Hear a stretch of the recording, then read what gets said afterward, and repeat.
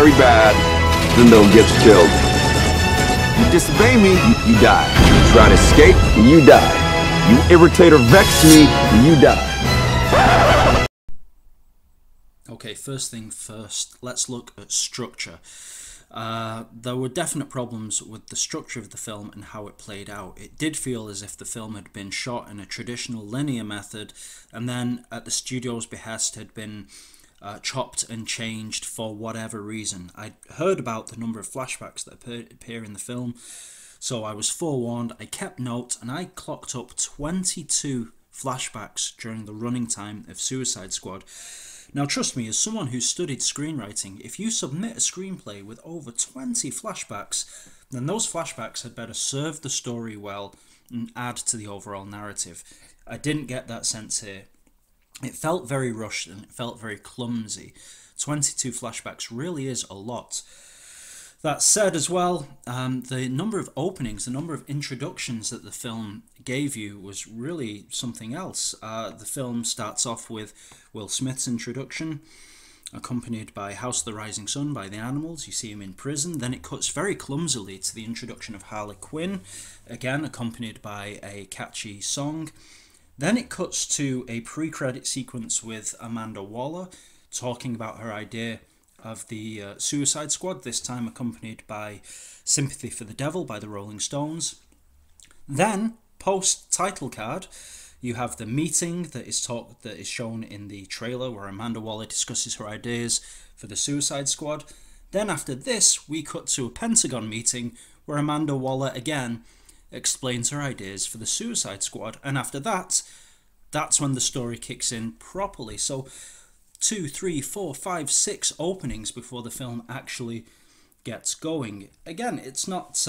I've seen worse introductions to movies, certainly. The visuals were interesting, but I just didn't know what the end game was. I didn't know how this huge number of flashbacks or this repetitive nature of the film starting again and again and again, I don't know how these were meant to serve the screenplay.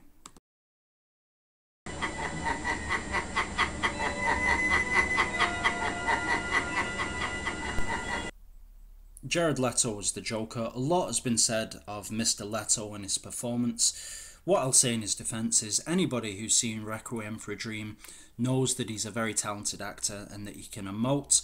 The performance of the Joker here smacks again of studio interference. In this type of picture, this type of character will always be a negotiation between the performer and the studio themselves, and it looks to me like the studio won out. If I was to do a Suicide Squad film or another film that features the Joker, there are two directions I would take.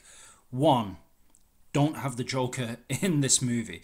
Have traces of the Joker, have his presence. I would have the Joker treated in this film like Kaiser Soze was treated in The Usual Suspects. Have his presence felt throughout.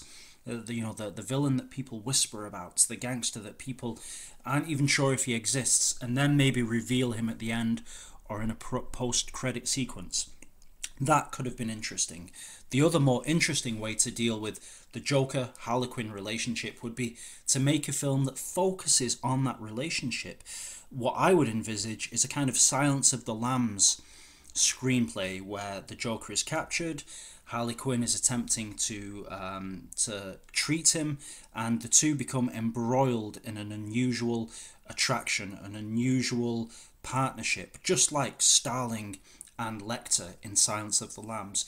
That itself could have been interesting. What we get here really is a Joker that is inconsequential in terms of the story, and I can say he's not memorable.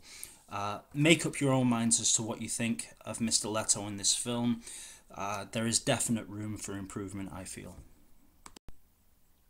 Although I have to say, to be absolutely fair to Jared Leto, it was always going to be difficult for whichever actor was handed the baton to play the Joker after Heath Ledger made the role so much his own.